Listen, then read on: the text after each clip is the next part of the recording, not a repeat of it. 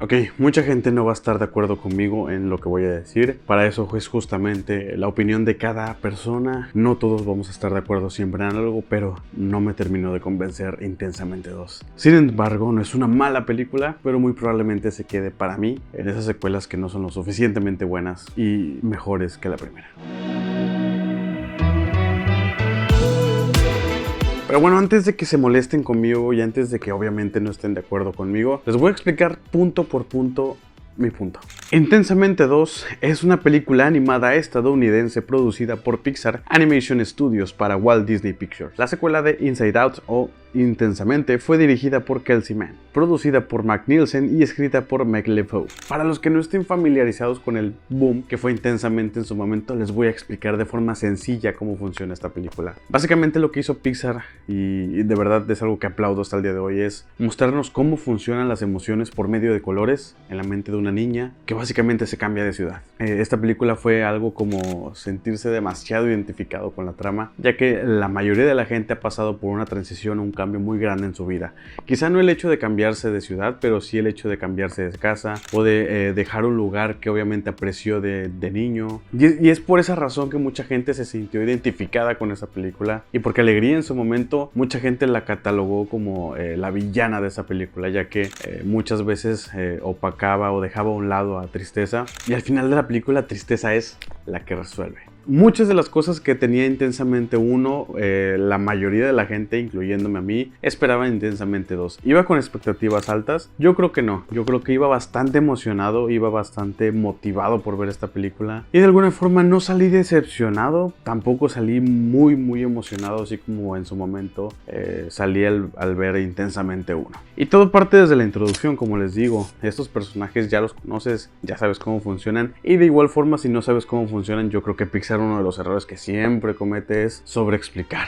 Explicar una y otra vez cómo funcionan las cosas, en dónde se quedaron y dónde estamos hoy en día parados. Y después tenemos el lado B de la historia, en donde tenemos el conflicto de Riley en la vida real, que es ir a un torneo de hockey y básicamente perder a sus amistades por solamente destacar en el deporte, que a mi parecer es ahí donde se pierde un poco la esencia y la importancia de la trama al momento de coludirla o embonarla con las emociones, ya que yo no me sentí identificado con esta trama. Y muchos de los personajes que introducen en esa trama son bastante olvidables, y honestamente ninguno de los personajes que incluyeron en la vida real de Riley me importaron nada. Tanto la entrenadora como las jugadoras no tienen personalidad, para nada la tienen, y siento que de alguna forma solamente están ahí para que las emociones tengan una trama relevante, por así decirlo. En este caso, a quien tenemos al mando es Ansiedad, que obviamente miles de personas en el mundo externo y en nuestra vida diaria van a decir, güey, sí soy, yo soy, porque yo tengo ansiedad, y es completamente entendible. Yo creo que esa es la magia de Inside Out o de Intensamente, en donde mucha gente se siente identificada con tristeza, con alegría, esta vez con ansiedad, con vergüenza, con pereza, con envidia. No puedo quejarme de eso, yo creo que al contrario,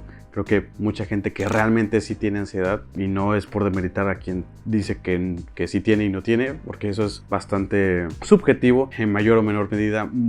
Todos tenemos ansiedad, pero en fin, ese no era el punto. El punto es que yo creo que ahí está el primer error que puedo encontrar en la película. El segundo es el rumbo de la historia. Como les decía antes, el conflicto de la primera no es el mismo que tenemos en la segunda, y eso quizá le resta puntos. Yo creo que, honestamente, si me preguntan, hubiera puesto a Riley en una situación un poco más compleja, un poco más complicada. En esta ocasión tenían la oportunidad de desarrollar un poquito más a sus papás, o inclusive con las amigas. Yo creo que era un tema importante, que yo veía destellos de eso cuando justamente llega a la escuela, y yo quería ver esos cambios, esas transiciones al momento de ser una niña a ser una adolescente o una puberta, como le dicen en la película, y vi muy poco de eso. Yo creo que me hubiera gustado que jugaran más con esa idea. Me hubiera gustado que quizá hubieran puesto a Riley en una situación en donde llegaran a tener a la ansiedad como algo un poquito más complejo, un poquito más fuerte al momento de darle esas emociones a Riley, porque siento que solamente hubo destellos de eso y no llegamos a explorar lo suficiente suficiente o llevamos esto al siguiente nivel, que al final es lo que les digo, funciona, es buena, definitivamente no me quejo absolutamente de el poder, sí, el tamaño de esta película. Yo creo que no demerito para nada eso, solamente que creo que se queda en un punto medio, no explora más allá, no se atreve a hacer algo distinto, que es algo que honestamente vi en la primera, y en esta solamente vi destellos, no vi nada más. El tercero son las emociones que tenemos aquí, que no son tantas, pero honestamente las que están, siento que algunas son incluso de sobra. Envidia, por ejemplo, tiene destellos de envidia, pero no llegamos a ver, como les decía, el potencial en Riley. Obviamente mucha gente dice que que la envidia es admiración confundida. Creo que en esta película lo quisieron interpretar de esa forma porque no querían que tuviera un mensaje tan negativo, pero de todas formas la película hay cosas que se toman en serio y cosas que no. Hay secuencias muy buenas, hay mensajes muy buenos dentro de la película. Yo creo que eso es lo que puedo destacar, así como en la primera. No llega a haber un momento tipo llévala a la luna por mí. Yo siento que no hay de esos momentos. No son tan necesarios, obviamente, porque ya no estamos en la etapa de infancia, pero sí hay 2 que 3 momentos que sí te hacen reflexionar.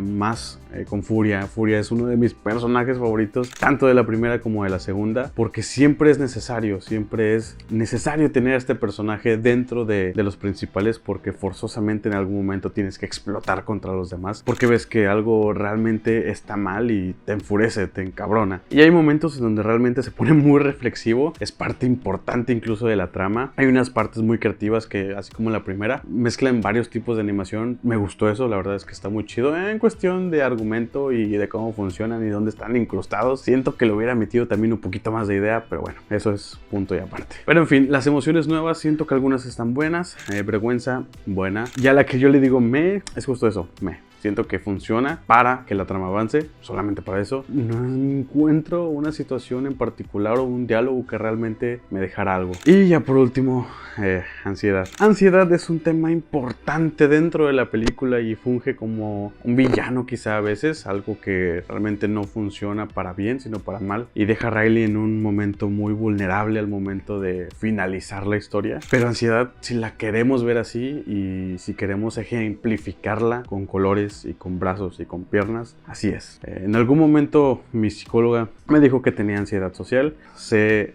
no colocarme en momentos y en situaciones en donde esa ansiedad me puede provocar conflicto. Obviamente en espacios públicos y en espacios con mucha gente me causa ese tipo de problemas, y en lo personal sí me sentí identificado con algunas cosas, no les voy a mentir.